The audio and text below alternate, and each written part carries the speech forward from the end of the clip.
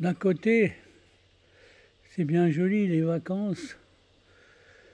J'en ai profité, j'ai profité de la mer, du soleil,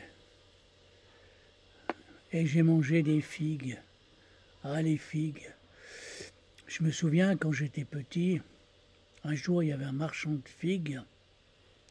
Bon, en Égypte, ils vendaient des figues, pas au kilo, mais c'est une hoque, je crois. C'était comme ça. Alors j'ai appelé le bonhomme, c'est plus qu'un kilo, hein. J'ai appelé le bonhomme et j'avais quelques petits sous, une petite économie en tant qu'en gosse, hein. Des fois, mon oncle me donnait des sous. J'avais un oncle syrien très sympa, hein, que de temps en temps, il me donnait des petits sous. Et je les mettais de côté. Puis, dès qu'il y a eu un marchand de figues qui est passé par là, hop, je l'ai appelé. Ma mère était, je sais pas, quelque part ailleurs. La maison était grande. Alors, où elle était avec la bonne, cachée quelque part, on n'en sait rien ce qu'elle faisait, la cuisine ou autre chose. Et moi, d'un côté, j'ai acheté un kilo d'oc. Moi, je voulais pas les manger tout seul, quand même, hein. Et bien, j'ai appelé ma petite copine. J'avais une copine, Sayouda, une petite arabe, une égyptienne. Et puis je l'ai appelée, je lui ai dit, viens, viens, on va manger, j'ai acheté des figues. Et puis, hop, je ne sais pas si ce jour-là, il y avait mon copain. J'avais aussi un copain qui était d'origine juive. C'était une famille juive qui avait fui la guerre, qui avait fui l'Autriche à cause de la guerre. Et puis bon, et puis c'est mon copain Andy, il s'appelait Hochstein, et sa grand-mère Rosenberg. Donc ils étaient des juifs, mais des juifs convertis, puisque j'allais souvent avec lui, comme c'était mon voisin du haut, on allait souvent, à l'école du dimanche, le dimanche, parce qu'il s'était fait protestant. Bon, bref, c'est comme ça qu'on allait. Moi, j'allais, j'aimais bien parce que la femme du pasteur, elle racontait des histoires sur la Bible et tout ça, et j'aimais ça. Bon, laissons de côté tout ça. Mais ça, c'est aussi pour vous dire que, vous voyez, euh, il y avait. On était trois religieux d'origine différente. La petite était musulmane, Sayoud était musulmane, Andy était d'origine juive et moi d'origine chrétienne, hein, de père complètement non baptisé. Bon, bref. Et pour vous dire qu'on était trois petits-enfants, on ignorait totalement l'importance des religions et tout ce que les histoires des religions, tout ce que ça comporte et tout ça, vous voyez ce que je veux dire. Et on a mangé, on a bouffé ces figues. Je crois qu'on était trois ou j'en sais rien, trois ou deux. En tout cas, j'ai mangé les figues et depuis, j'adore toujours les figues. Vous savez, les figues. Alors, il y a deux choses, deux fruits essentiels que j'adore, c'est les figues et les dattes. Alors, les dattes d'Égypte, c'est noir, que vous enlevez comme ça, la peau comme ça. Wow, c'est du sucre, c'est vraiment quelque chose, c'est sucré, c'est quelque chose de fabuleux. C'est vraiment, les fruits, ce sont des fruits, je ne sais pas si ce sont les fruits du désert, tout ça, mais qui poussent dans ces régions-là, hein. Donc les figues et les dattes, en somme, c'est les bénédictions, les bénédictions du ciel. Vous voyez ce que je dis, c'est des palmiers. Alors les figues, c'est pas un palmier, mais encore le dattier, c'est un palmier.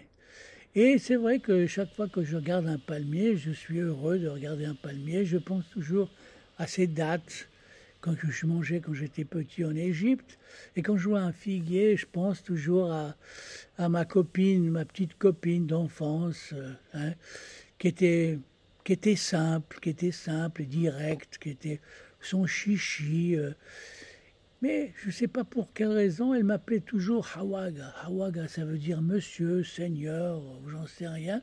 Peut-être parce que j'étais européen. Et je pense que les parents les avaient éduqués à s'adresser ainsi vis-à-vis des Européens. Pour vous dire quand même, on me traitait de seigneur déjà quand j'étais un petit enfant. Bon, mais que voulez-vous maintenant? Et c'est drôle parce qu'en Égypte, à part les gens, à part ma bonne Fardosa qui s'habillait avec toute voilée et pourtant qui se douchait à poil dans le jardin pendant que et je pouvais la voir et ça lui faisait rien et tout le reste du temps et puis je l'aidais à mettre son voile et tout ça. Moi ça me choquait pas. La seule chose que je lui ai demandé une fois, mais pour quelle raison tu te voiles comme ça, tu te caches le visage quand tu sors, tu vas dans la rue? Elle m'avait dit, parce que je suis réservé qu'un seul homme. C'est pour justement, seul un homme pour avoir mon visage. Et ouais, pourtant, moi, je lui ai dit, et moi, j'ai vu ton visage. Je ne suis pas ton homme. Il me dit, oui, mais toi, c'est pas la même chose. Tu es un petit enfant, et puis tu es... Bon, bref, elle m'a sorti toute une théorie il fallait bien qu'elle se justifie, la pauvre, hein, c'est ça.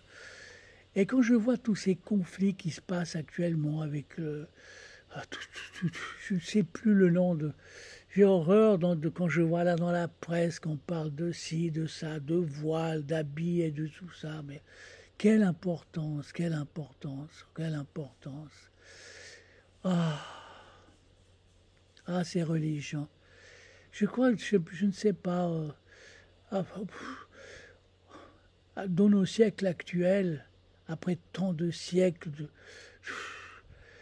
je crois que l'homme a eu assez d'instruction, d'éducation, assez de choses pour se dire, bah cessons, maintenant la religion ne sert plus à rien, elle ne sert à rien. D'ailleurs, ce bon Dieu, avec tout ce qui se passe dans le monde, je ne crois pas qu'il a fait les bonnes choses, j'en sais rien. Est-ce que c'est lui ou c'est les hommes, tout ça? Il faudrait que les religions n'existent pas, ne cessent. C'est du vieux jeu, c'est vieux. Les religions, c'est vieux, ça ne devrait pas exister. Hein, ça ne devrait pas exister, à mon avis. Hein, c'est du passé, c'est du passé.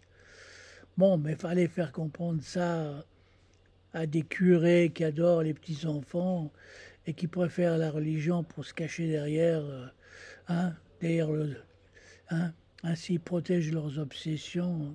Grâce à, on se permet du pire, n'est-ce pas? C'est toujours ça. Grâce à, on se protège du pire. Ouais.